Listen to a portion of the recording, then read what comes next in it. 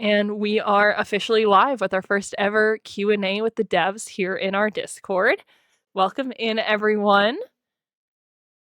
I guess as a good first introduction, let's all introduce ourselves. We'll start with Mike, then go Isa, Titus, and I'll finish us off. Hello, everyone. My name is Mikhail. I am the programmer and one of the co-founders here at Caldera Interactive. My name is Isael. I go by Isa. I am the CEO of Caldera Interactive and also handle all the audio as well. And yeah, happy to be here. My name is Titus. Nice to meet you guys. I am the art director and also the game designer at Caldera.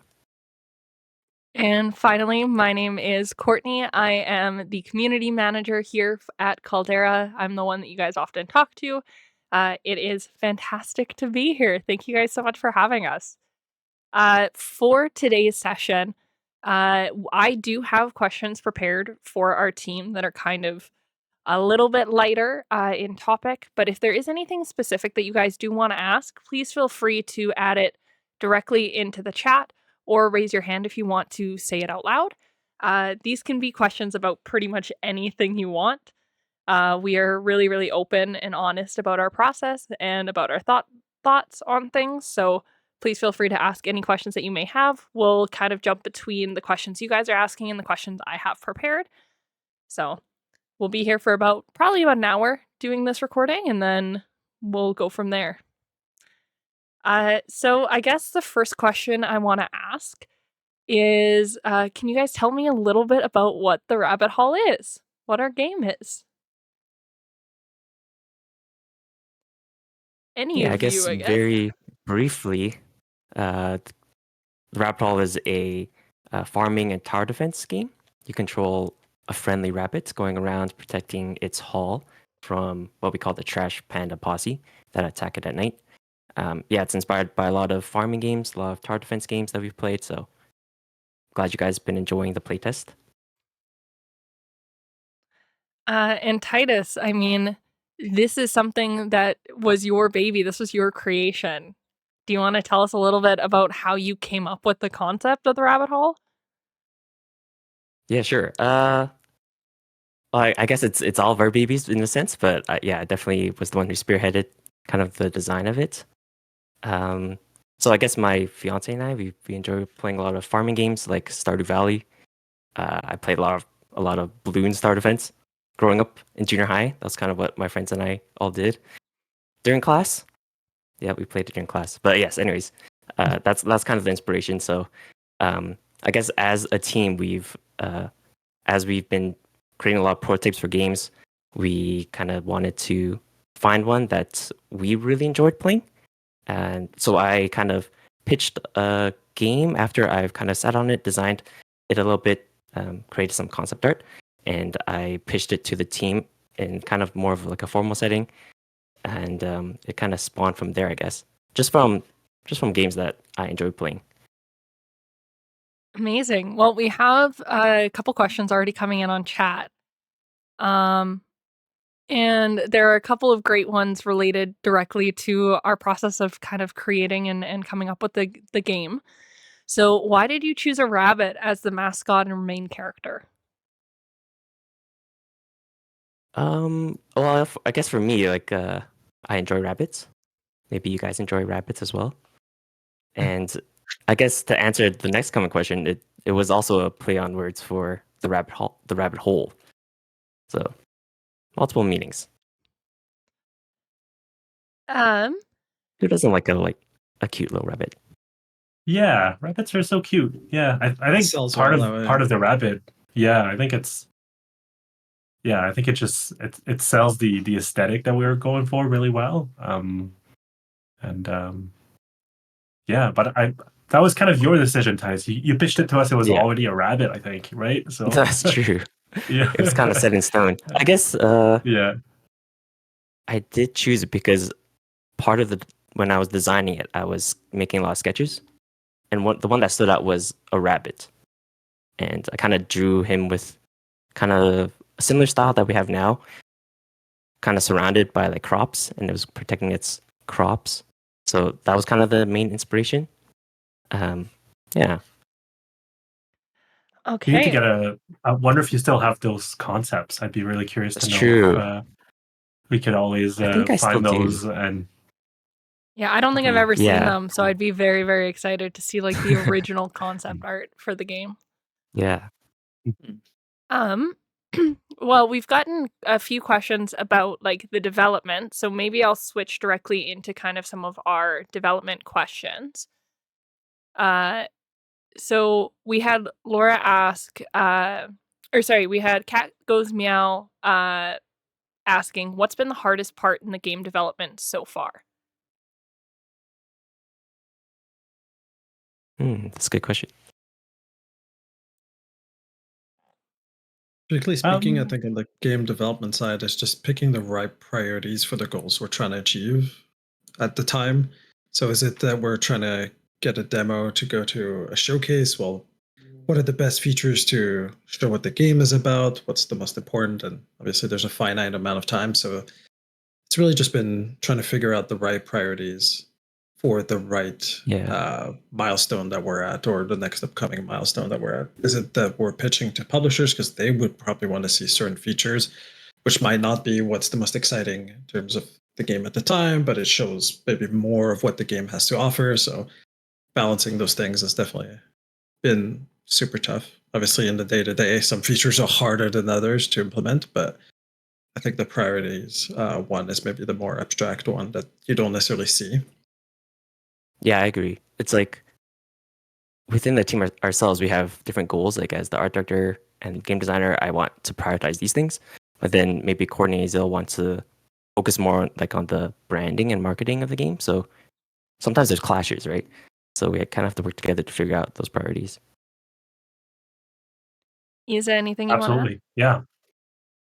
Yeah, no, I was gonna add something that's maybe not directly tied to this project, but because we've worked on other projects, and I don't think maybe some of you have seen the previous project prototypes we were working on. One of the hardest things in development we've had to do is when we choose to change projects because they're out of scope or they're too difficult to work on. Our team is too small, and those kinds of decisions can be really difficult. And I think we made that choice for our previous project before coming into the rabbit hole, which is a lot better scope for us. And I think, generally speaking, I think it's been going a lot smoother than it has been for our previous projects. So a little bit of a tangent, but yeah, that's always hard to do, making tough decisions like that. Well, I think that actually leads into another audience question that we have, which was, are there any ideas that we had to scrap for the rabbit hole so far? When we're talking about scope and everything like that. Yeah. I feel like there's a bunch of them, but it's kind of hard to, now that I'm thinking about it. Maybe some of them that even you guys haven't heard of. I remember right in the beginning, I was thinking of like having like a baby rabbit that you're protecting. So it's not only is it your crops, you have like you're getting these crops for your little family, but ideas get thrown in and out. So that's one of them. Would have been heartbreaking to lose that. No. Exactly. Yeah. Oh, no more family. Lost all your crops. Yeah. Try again, get a new family, I guess. Oh Lord. Yeah, as a roguelite, it just doesn't work well when you have to lose your family over and over again. It's like, oof. Yeah. We did have ideas too of like needing to protect Gerald, like the shopkeeper, and other NPCs. I remember throwing out that idea out there. Like, what do they do at night? Do they just disappear, or do they kind of run around hiding from the raccoons as well? Mm. So yeah, a lot of fun, goofy ones, that ideas that just kind of float around, Okay, well, I see that we have a couple. Oh, well, Laura asked, does anyone have a rabbit pet here? And I believe the answer is no. That is right. Just But I've had correct. I've grown up with cousins who had rabbits, and they never ended well, I would say. I guess. I mean, you've heard how like rabbits multiply really fast, right? So All right. they started off with 2, and then it was like 4 or 6, and then eventually there was like 14 rabbits. It was crazy. So I guess just beware Wow. if you guys want rabbits. Get one. Oh, I'm an enjoyer. I'll Yeah. just enjoy them from afar. They can handle with everything else. So, 100%. yeah. Yeah. Do you guys want to introduce your pets a little bit? Since we are on the topic of pet, we have one that is well known here at the studio, who is our unofficial fifth. Yeah, she's not here in my office right now. She's probably upstairs. Yeah, there you go. The emoji Daisy. She's 4 years old. So got her kind of in the deep of COVID when we were all stuck at home, and yeah, absolutely adore her. And yeah. For me, Ori, I guess he's probably coming up on 4. Also a pandemic pup. Also still acts like a puppy, just always happy and stuff. It's been good. Titus, any pets on your side? I do not own a pet. Like I said, I will enjoy them from afar. Oh, Yeah. No responsibility, all the joy. I'm the same fair. way. I'm like a like it. godmother to a bunch of dogs and like cats, but I don't actually own any myself. Mine passed away in Yeah. I think 2018 and haven't gotten a dog since. Um, Would you get one in the future? I want to say yes. My partner has a cat, and so I've unofficially adopted a orange cat named Marshmallow. So Oh, nice. Nice. so I have more than enough of my fill with Marshmallow, I think, at this time. Okay, well, something we've gotten a couple questions about like running an indie game studio, getting together as a team. So, Isa, maybe if you want to say a little bit about like how the team came together and how building Caldera happened. yeah, sure. So we got together, I think it was back in 2018 out of university. We started kind of having this idea of building a studio, um, which we were doing at that time on our, we were working full time. I think Titus was still in school. And so we were kind of working evenings and weekends on different projects. And in 2019, we decided to make it official and actually like incorporate a business. Still part time at that time, and eventually after a few tries, we got some funding in to work on a first prototype, and that allowed us to go full time. And so that's the big I guess change that happened in 2022. We were able to at least the three of us at that point, Mike, Titus, and I, to go full time, and really changed how we worked and how quickly things were going. And I think that's really how the start of the Caldera you're seeing now kind of happened then, and then we started the Rabbit Hall about a year after that, and have been working on it since. Yeah, that's kind of the quick overview, quick history lesson. What's the And most? then- Oh yeah, Mike. And then I was going to say, Courtney joined us in January of this year to help us with the community management and social media and marketing side of things. Yeah, it's been very, very, very exciting. I've loved it. I guess this question kind of mostly for Isa, but I guess also Mike Titus. What's the most difficult part of running an indie game studio?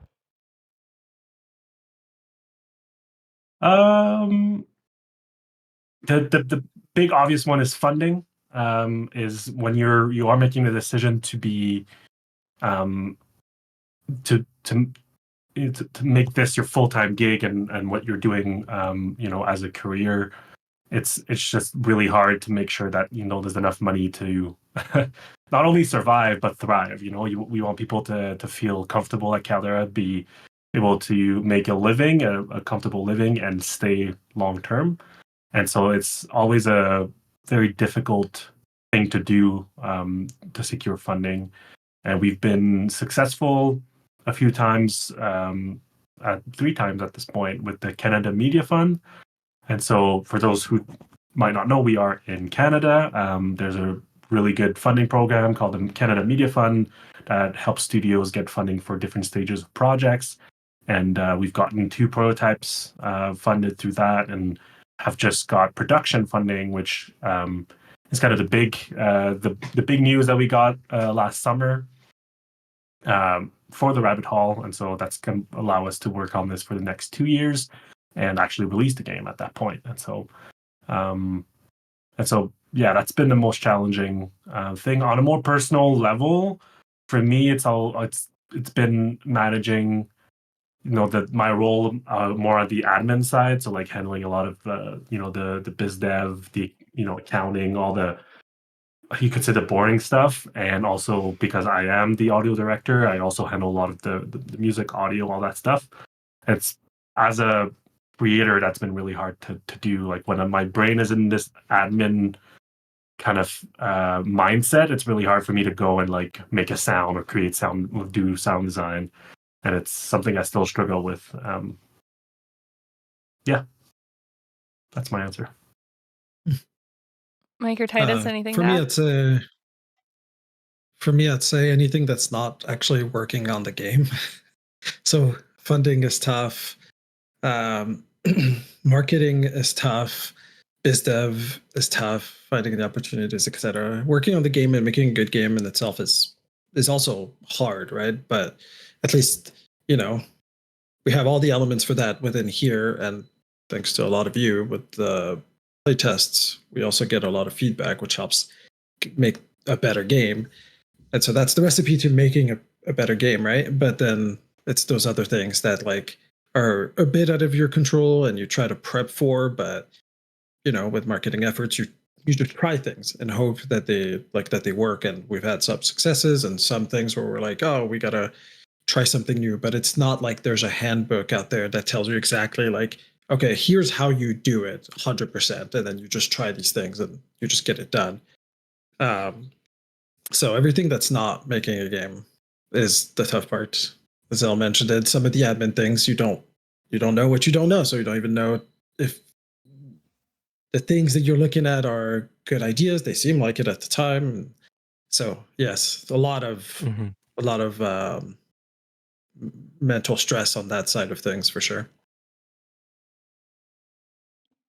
Yeah, I would agree. I think I would say the exact same thing. Yeah, anything that's not working in the game, which I'm grateful for, because Zale and Mike, they kind of handle a lot of the biz dev stuff, which leaves me open to be able to do, I guess, my best work. I guess other than that, though, as a small team, you kind of have to be a jack of all trades. Kind of have to learn, at least for the art side, you kind of have to learn all aspects of development, not just like making cute art, but also like animation, how to implement them into the engine, VFX, UI. So you just have to get used to all these different things and kind of learn as you go. Amazing. Oh, and probably something else that we haven't mentioned, and we haven't gone there yet, but it's that thing of so right now the plan is to have this game done in 2 years. But what does after that look like? Because that we need to start thinking about that like before we release the game, so that we have something to go into afterwards. And so like, and that's part of any entrepreneurial route. Try to be forward thinking and think ahead before you are in a position where you need something to work. Because you don't want everybody to be like worrying about where their next paycheck is coming from. So that stuff is also super hard. Okay, we have kind of one more question on our history. Before I get into more like specific questions. Where does the name Caldera come from? Right. Yeah, so Caldera, a caldera is essentially a crater that was formed after a volcano erupted. Usually what happens is a volcano will erupt and then the cavity will kind of fall. And usually what happens after that is it fills up with water and it becomes a really beautiful lake, very peaceful. You can Google images of calderas. They're absolutely mind-blowing. And the idea behind that is that uh, building a studio in an industry that's so volatile is very chaotic. It is very difficult to do, and that's kind of what we see as like this eruption of like chaos. But then as we just kept going, kept getting better at it, and it kind of became this beautiful, peaceful thing that we're still working on. I mean, it's not perfect. We're still working on it, but it does feel that the big crazy eruption is now a little bit calmer for now. So that's kind of the imagery behind the logo and the name. Thank you. I should also note, if anyone wants to see the written explanation, we do have it on our website in our about page. Now there are a couple questions specifically for Mike that I'm very excited about hearing the answers for. So Laura has asked, was there anything that was surprisingly easy to implement from a programming perspective? That's a good question. I think the thing that comes to mind is basically our whole system for being able to plant things on a grid. I thought was going to be more complicated than it was. The reason why I think it was surprisingly easy is because I think we were like barely a month into properly working on this, and it was done pretty quickly. Obviously, because it's the base of the game, it had to be one of the first things that got implemented. But so it got done relatively fast, and it has changed very little since last year. Obviously, we've tweaked it to match some new things, but all in all, the underlying system has been robust since we started. And there's not many things in the game that have lasted this long. So I'd say probably that was the easiest thing to implement, I would think. Beauty.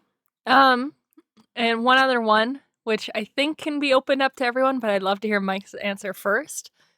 What has been your favorite funny or unexpected bug in the game? For that one, probably when we first added combat and more specifically knockback to enemies. Um, when you first implement the thing, you just use random numbers. What's a factor of 10 versus 1,000 in knockback, right? So you just put in a number and see what happens. And so the first implementations would just send enemies flying in every direction. They wouldn't even stick to the ground. They would sometimes fly up in the sky and things like that, which was probably the funniest accidental bug. But yeah, had a lot of fun with that one. Does anyone else have any other ones that they really enjoy? I think my favorite was the massive Gerald when we were doing this UI upgrade. It got posted on our social media because I just loved the look of Gerald's face just being the entire background for the UI for the shop hall or for the shop UI. I think that was my favorite one that I've seen. That or post attack, I think it was the rabbit accidentally getting knocked just directly into the ground. Right. Oh yeah. I think one that might still be in the game sometimes. It's not really a bug, but I always enjoy seeing the when the raccoons have just stolen something from your hall. Sometimes they'll start facing the wrong way and kind of moonwalk with the fruit Yeah. above their heads. I just think it always makes me laugh. Yeah. It's hard to think of any others. You guys have good ones. I think mine was also the knockback one. It's just fun to play. Yeah. And one final question from, I think I've gotten to all of the ones from the audience so far. Ben asked, are there any skeletons from the start of coding that hold everything together? Oh. Do you want to admit this or no? Oh no, there definitely are. I'm just, it's like if I know that they're there, I probably get around to fixing them. But there's definitely a few systems that are there since first implementation, which is shocking. Considering first implementation, we essentially were just rushing to get something for Gamescom. But like specifically skeletons, it's hard to know. Like it's hard to point at specifically what's like super old that like is going to be a problem. Or maybe I've already mentioned it to the rest of the team and I've forgotten already, but like yeah, nothing that's actually that bad. Like there's definitely a couple things that could use fixing and better code and whatnot, but nothing that's like a spooky problem that's being kicked down the road. Yeah, I don't think that's maybe a boring answer, but I don't think there's any that are too bad. Though I'm sure Ben, you'll find something, you'll find a bug, and then it'll be like, oh, that's a skeleton. That's a really bad problem, and I don't know how to fix it. But for now, we're okay. Okay, we got a very exciting question. That was actually going to also lead into my next question. So the audience question is, how is going to conventions for you? And I was going to ask, what's your favorite memory so far in the dev journey of Rabbit Hole? And for me, those are one and the same. I know for myself, conventions are my bread and butter. They are my favorite thing to go to. I love being on an expo floor, getting to showcase the game and talk to people. So for me, like Gamescom this year, it was exhausting. We had to be at the show for about 9:30 most days, and then we wouldn't leave until about 8:30. We'd go and get dinner with a bunch of the other Edmonton teams. We'd be back at the Airbnb by like 11:30, and then have to do it all over again for like 6 days straight. So it was exhausting. So by kind of like the Saturday, Sunday, we were not as energetic as we were the first couple days. But the ability to talk to people from around the world about our game is just one of the most unique experiences. So for me, that is what the conventions are like, and the conventions are my favorite part of my job and the journey that we've had so far. Oh, go ahead, Azale. Yeah, sure. For me, I mean, going to conventions is, I mean, you said it, it's exhausting. There's a lot of preparation. It's expensive, but it's so fun. It is the best thing to like actually chat with people, to see people playing the game in person, meeting people that then joined at Discord. Like that's how we met Ben, you know, in 2023, the first time we went at Gamescom, which was kind of our big first convention, which is also one of the biggest in the world. And it's very rewarding. I guess my favorite memory of it's a series of memories, but the first time we went in 2023, we went on a budget. And when I say budget, I say very, very small budget. And so we we stayed at the Gamescom camp. Yeah, army beds, exactly. So we were not 100% camping. Like there were little cabins, and there's pictures on our from one of our blog posts that we kind of show our accommodations. But I guess the series of memories from that is kind of really good. I mean, when we were going through it, it was horrible. Lots of regrets, but now they're just funny memories and funny stories. You know, like it's just yeah, you know, it was just yeah, just a bad decision for us. You know, you're on the show floor for 10 hours a day, and then you just go into the camp, and it's just uncomfortable, loud, cold, or too hot, and it's just not. Yeah, it wasn't the best, but we got we got through it. I think we went also super early with the rabbit hole, and so I think it was just a good time for us to be trying these things, and yeah, that's my tidbit of memories from Gamescom 2023. Yeah, again, all of these are probably echo most of them. The preparation part is where my job's also a bit tough there, because it's usually means that we need a build for the convention, and so usually that's a lot of features that come in um, last minute. Not that like, we just thought of a new idea to jam in there. It's just the list of things we wanted in there to have it by the time the convention starts is it just always ends up being a bit of a crunch. So that one's a bit tough. Or having to go back at the end of the day, that's like the Airbnb or the or camp, and having to fix any really bad bugs. Because some bugs, it's fine, it's just a minor inconvenience. Other bugs are bad enough that it takes the player out of it, and so those are the ones that we try to squash fast. You might have seen it like even during the playtest, but it's the same at conventions. And yeah, probably Gamescom 2020, or actually just all Gamescoms, are all fun and weird and terrible at the same time in different ways, whether it's just bad sleeping accommodation, exhaustion, but then on the flip side, getting to see players play the game and like just get it, like without you having to talk to them. They come up and they'll tell you like, oh, it'd be cool if you have this and this, and they're like, that's that, you're telling me my roadmap. That's amazing. So that's super gratifying. And then talking to other devs who are also going through it is a good community moment, and with the players and with other devs, it's just great. Yeah, so Titus, I know you normally don't join us for our convention cycles, but what is your That's right. favorite part of the game dev journey? I mean, I guess to speak to the going to conventions, I'm grateful that yeah, you guys enjoy going to conventions. I more enjoy being behind the scenes. That's usually how I am.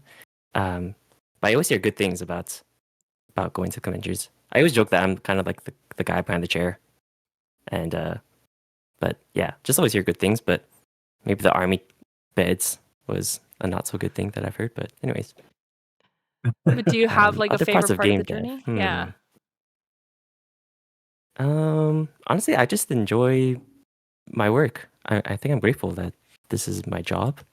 I've always been into game development. I've always been drawing and doing art ever since I was young. So just being able to do that as my job full time has been great. There's been a lot of challenges, right? But I'm just grateful for Ramp, because I know a lot of people can't do this, and it's a wonderful opportunity. General answer, but yeah. No, that's a great answer. Laura says, hearing our descriptions of the conventions, would we go to Gamescom again? And I think my answer is heck yes. If we have the means, we will go. 100%. Yes. I will note this year it was not army beds. We were not in army beds, and I'm very grateful for that. It was a much better situation this time, I think, overall. Yes. Oh yeah. Yes. Yeah, we made a lot of the big mistakes in 2023. So going back the year after was like, okay, let's do this differently, and I think it worked out. I guess it's we've learned, but like maybe a bit of a gross detail. But I remember the first year we didn't have many like shirts, like company shirts, and because we were there for so long and it was stupid hot in Cologne that time, like we'd have to like wash our shirts in the sink, get them to dry in our like closed cabin with like a fan blowing at it, in hopes that it would dry enough for the next shift or whatever. It was brutal.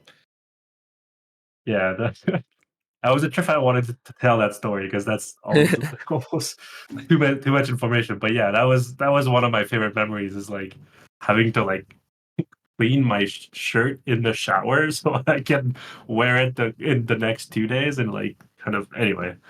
Yeah. Oof. I guess Yes. Gamescom boot camp. Exactly. just before we get off this topic, I just wanted to bring up one kind of funny memory of mine from us going to Gamescom this year. We got invited to an it was media day. So it was a day where the convention center itself was closed except to like media personnel and influencers. So we did a whole day of this like media only convention. We went for dinner with our like the Edmonton cohort, and then we had been invited to like we'd gotten invited to an after party that we didn't know what we were getting into. I was like, okay, well, we were kind of humming and hawing as to whether or not we wanted to go. We decided, okay, screw it, like we'll go, just to go say hi. We get there and it's at the chocolate factory, which is like on essentially an island in the middle of the river of Cologne, and it is beautiful. And we show up in our Rabbit Hole t-shirts. The guys are wearing just shorts. I have on like semi nice like work pants. But we walk into this room of people just in suits and in gorgeous dresses. It is a like buffet with like steak, and it's got like chocolate fountains and everything. And we just walk in and are like, "Oh, we did not think that this was this type of like after party at all."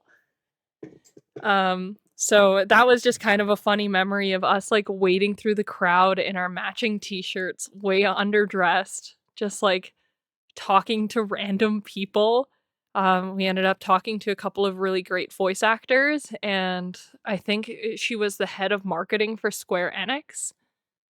And so it was a fantastic event, but it was just one of those things where it's like, wow, we were way underprepared for what this event was. Yeah. And I hope we get to go next year. I will dress better if we go next year. Yeah. So one thing that I wanted to ask, because I've made my stance on this very, very clear, what feature do you guys want the most in the Rabbit Hall going forward? And I feel like the team knows my answer. I don't know if you guys know the answer. It's petting the pig. Pet the pig is my number one feature request. Even in our internal system of like where all of the features that you guys recommend and vote on in the suggest feature channel, when they get the 5 votes, they get added onto our feature list. That channel in our internal system has a pig being petted because I wanted to remind Titus that that is the number one feature I want in the game, is the ability to pet the pig. So that is the number one feature I want in Rabbit Hall. Coming soon. Coming soon, yeah. I guess the one I'm most excited about is the town. So the idea that when you go out of you exit a run, you go into your hometown, which you're trying to rebuild. So it's kind of a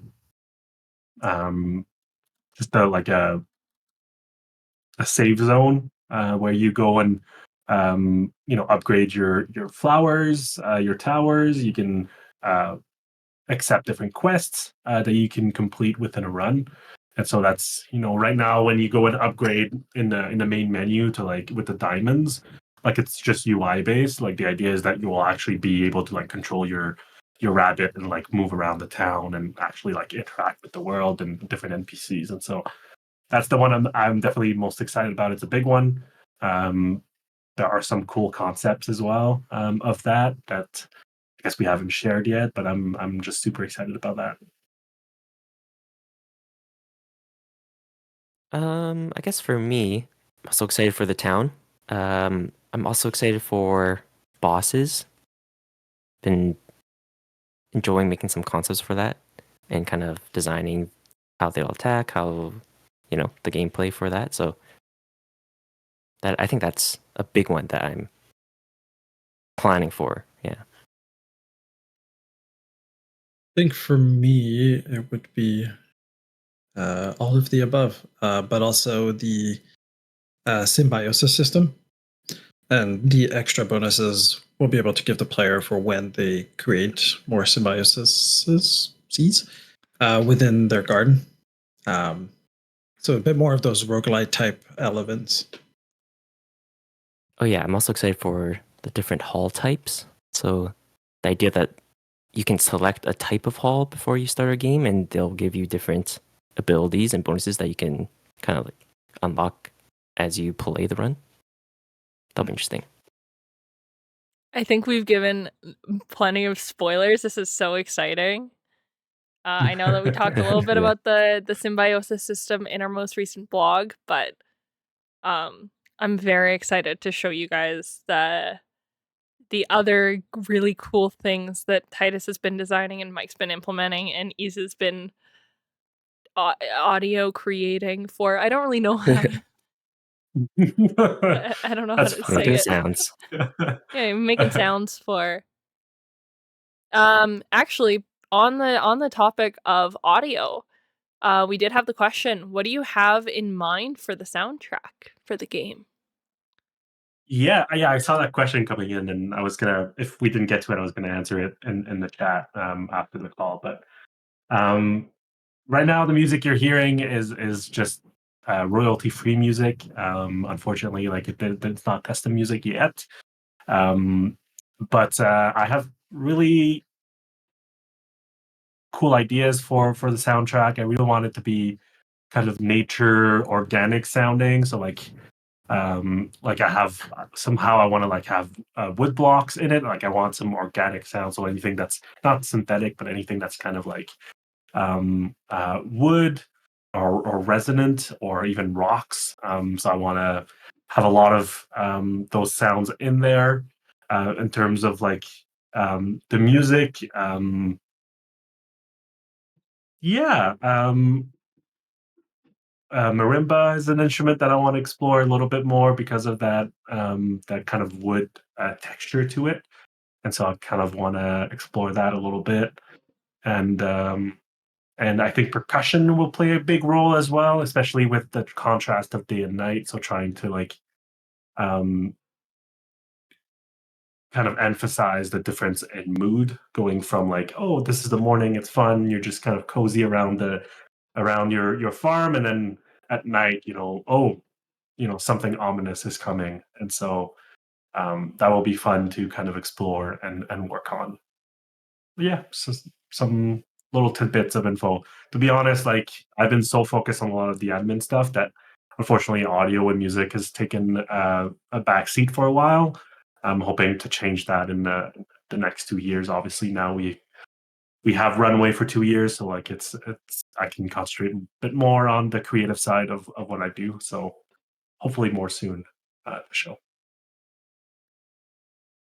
Perfect. Thank you. Sounds great. Definitely looking forward to it. We love to see all of these kind of questions and comments. It's so cool to see what you guys are most interested in hearing from us. A good question that we got for Isa, but I guess it kind of for the full team. On a previous podcast, Isa, you mentioned that we're working on ways to avoid crunching. Has that worked? Um, Short answer, I guess, is no. We are fully aware that crunching unfortunately has happened, and when we prepare for playtests that are happening right now, there is often, if not to say always, crunching involved. And we are already talking about different ways we can change things, and we are trying to change things so that it doesn't happen and we don't burn out too quickly. And so it's our processes are always evolving, and we're always trying to do better. And so we will be trying a different approach to playtests upcoming for the future next one, which we haven't announced yet. But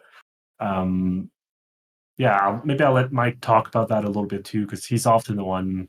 Uh, Mike and Titus are often the ones kind of crunching the most, unfortunately. Yeah, I think you kind of covered it. Just continuously trying to get better with it.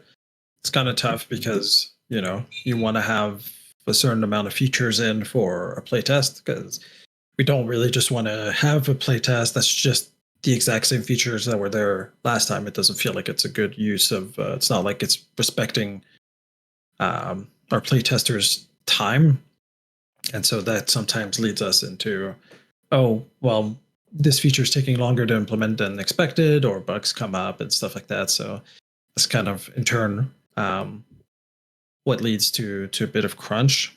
Um, but yeah, continuously trying to figure out new systems to avoid that.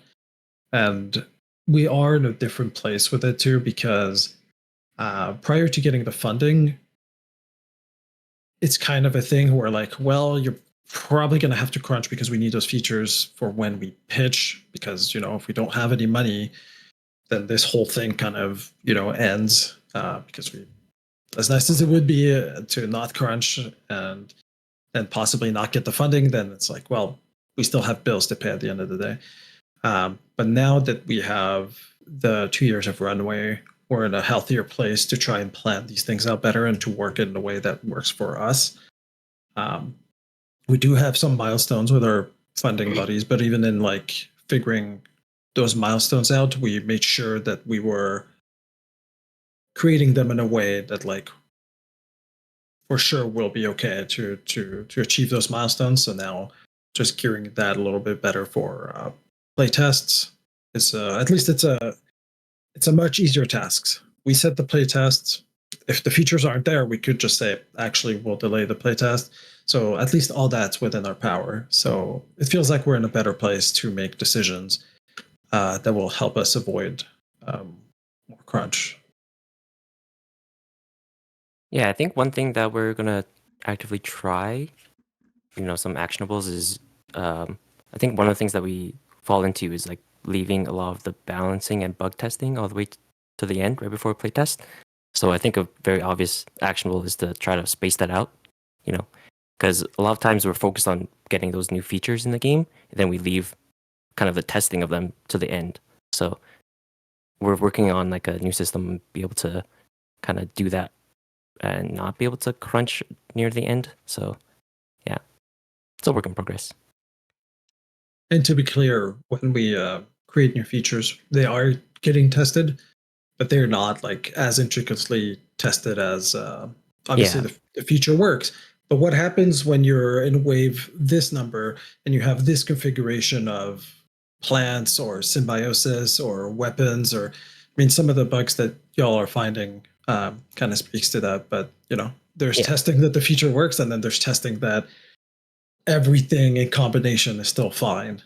Sometimes Yeah. you'll get pretty weird and niche bugs that are like, maybe those are the skeletons I forgot about, and that's how they pop up, and then have to like get rid of them quickly for a playtest. Yeah. But yeah, Another part of that is like, I guess using a design term, the user experience.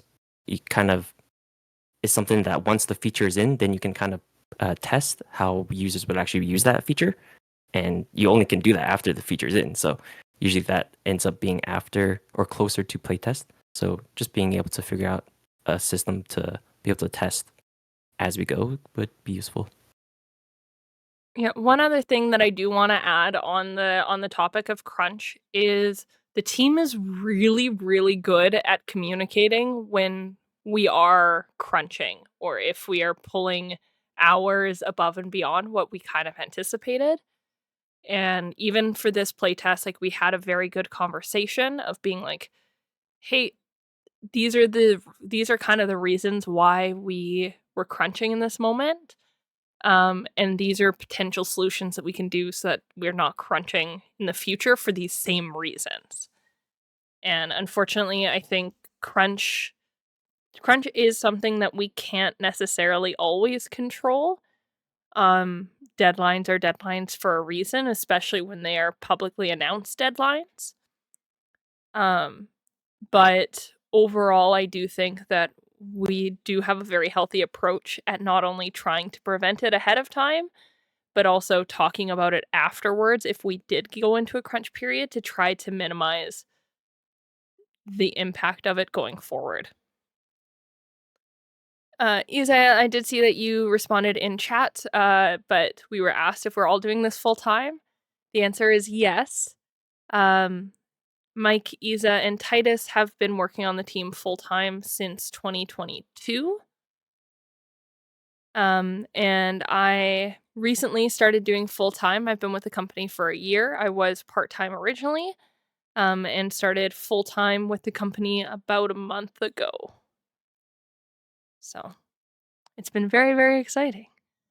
We did get asked earlier in the chat, how did everyone adjust to being able to work on the game full time?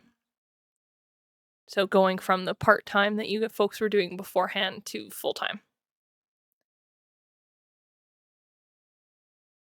I guess very easily for me because I just wanted to do this full time for so long. Like I was like, visualizing this for so long that it was kind of easy for me to just make the change. And it was also very exciting. There was lots of things to learn.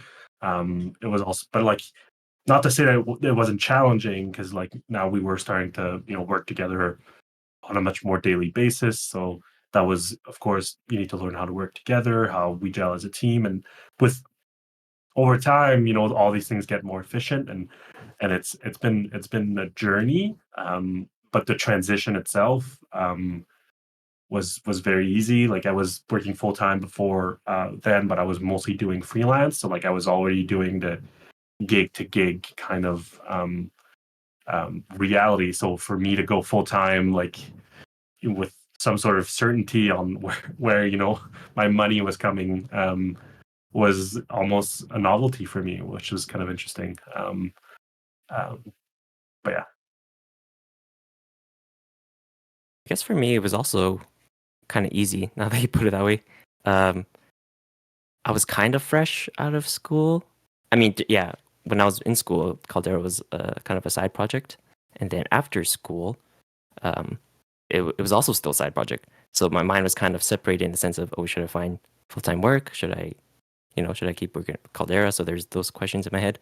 So I was just doing some like contract jobs by then, but I've always wished or wanted us to go into full-time. So once we were able to get funding, felt very good. Yeah, for me, it's a mix in that way where like because we were doing this part time, it was pretty hard because I had my 9 to 5 and then come home and then work on stuff.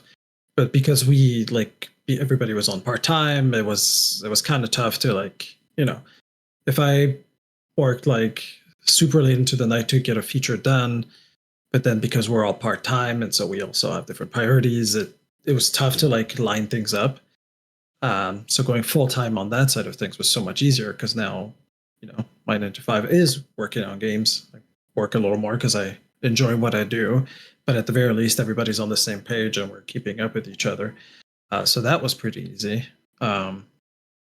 Quitting my very safe 9 to 5 was a little tougher, um, because it was very safe, paid very well. It's like and I actually enjoyed what I did. It was a little tougher to leave, but at the same time, I always knew that I wanted to go into games and not AAA games specifically because I had friends who had gone through that and didn't seem appealing at all.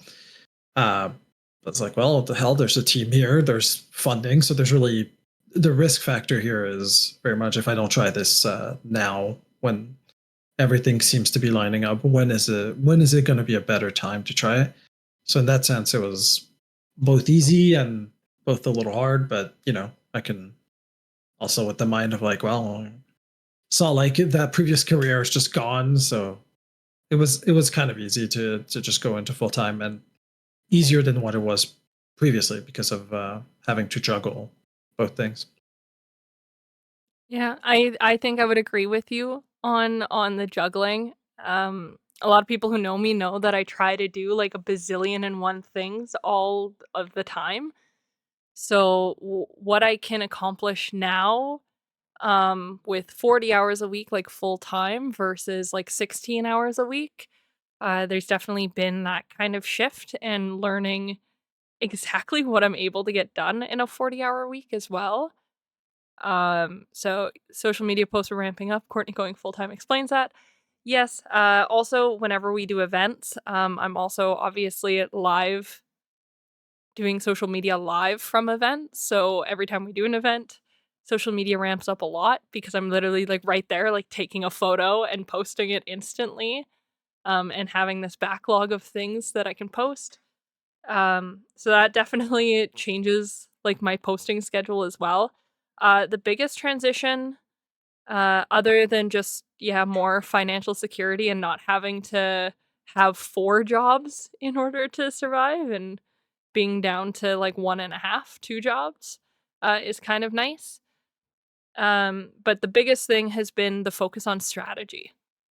My job since going full time has not just been posting on social media and coming up with social media ideas and all of that, but I've been able to step in a lot more on the strategy side and trying to decide like what our brand voice is, like what our identities are, different things that we can try out. Getting to be more on the strategy of like what kind of events do we want to go to, who are we partnering with, stuff like that. So it's been very exciting getting to be a part of the team full time. Um, I've said this many times, but the team is brilliant here, and I'm just gonna be a little mushy for a second because you guys are all on camera and have to take it. Um, these are some of the smartest people you will ever meet, and who are incredibly, incredibly talented in the fields that they work in. And so the fact that I now get to be a part of this for the next year and a half, is just such a joy for me. And getting to bounce ideas off of them and get to see their work progress, and getting to show you guys that, especially in stuff like this where we're doing these Q&As and I just get to be like, here are these brilliant, brilliant men doing incredible things. I love that part of my job and I get to do that more. That's why I went into community management, and so I now get to do that. We are just Oh, about at the hour I mark. got a little teary-eyed there. My God. Okay. That's very sweet, Courtney.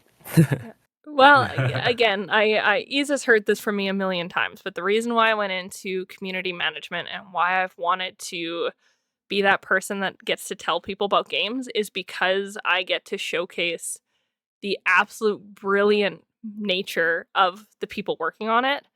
And if I was to be completely honest, like you guys would not believe how effective and efficient Titus is at creating everything in game. Like one day we'll have our like morning meeting and he'll be like, "Oh, like I'm going to start like working on the town." And the next morning he'll be like, "Hey, here's the entire town mock-up." I'll just be like, "Oh, okay, you're the most brilliant person I've ever met in the creative field. Like you can just think of something and instantly design it." And Mike can Thank just you. find and implement like every hour of the night. I'll just get a notification that Mike's like implemented something new or found a new bug or like he's so dedicated. And Isael, obviously I work closest with Isa. And so getting to like have these great conversations with him, go to all these different events with him, see all of the like hard work in any of the meetings that we do, and his leadership on the team really keeps everyone together and in line, and has made this such a safe space for everyone to work in. And Laura, I'm seeing your message as well. Thank you very much. I just love how cool people are, and I think our team is one of the coolest. And I think with that little mushy bit from me, just if there are any very final questions, otherwise we will likely end our very first Q&A session. I had the question of who's the hardest workaholic. I think Titus is the answer. It's between Titus and Mike, I think, for sure. I would say I'm only Yeah. able to do that because you guys handle a lot of the admin and business side of things. So I always say that to you guys. So I appreciate it. But Thank you. okay. Well, I Appreciate it, guess in this situation then, I'm gonna probably call the Q&A to an official close. I really, on behalf of the team here, we really, really want to thank you guys for coming by, asking great questions. It's awesome to hear. I was worried that we wouldn't get a lot of questions, so I prepared some, and you guys gave us infinitely better questions than the ones that I prepared. So I just want to, from everyone here at the team, I'm sure they'll say it themselves. But I just want to say thank you guys for joining us today and for making this first attempt at doing kind of a Q&A with the community such a success. We hope to do these more often. I think it was a great opportunity for us to kind of talk candidly about what's going on in game, what's going on in the studio, stuff like that. So that's my outro, I guess. If you guys want to add anything, please feel free. Yeah, I mean, I'm just gonna say, thank you. This is the first one we do, and we hope to do more. And I mean, I'm so excited about all the people playtesting and filling out feature requests and finding bugs, and then chat. Like when we see you guys chatting between each other, like we're just like all giddy and like, oh my god, like this is a community. Like it's so fun to see, and you know, I also want to say, you know, like things that you put in, like we read them all. Sometimes we don't get to them right away, but they all get, you know, they all get looked at, and we all kind of discuss them together, and hopefully we'll eventually get to them. But yeah, we're just so impressed with the amount of time people are putting into the game. I'm just amazed every time I'm seeing a victory screen with like 2 hours, 4 hours. I'm just like, what? Like that's crazy. And yeah, it just really warms my heart. So thank you for being here, and we'll try and make these more often as well. Titus, Mike, anything you guys Yeah. want to add as kind of a final note? Go ahead, Mike. Oh, I was going to say just thanks to everyone who's putting in the time to playtest, who's filling out the surveys, who's creating bug tickets or suggestion features.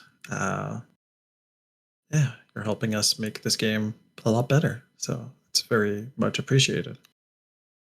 Yeah, I would second that. A lot of times it's easy for us just to work on a game and kind of not see, I guess, the fruits. So just knowing that there's a community playing the game and testing it with us, it's really cool to see. So thank you.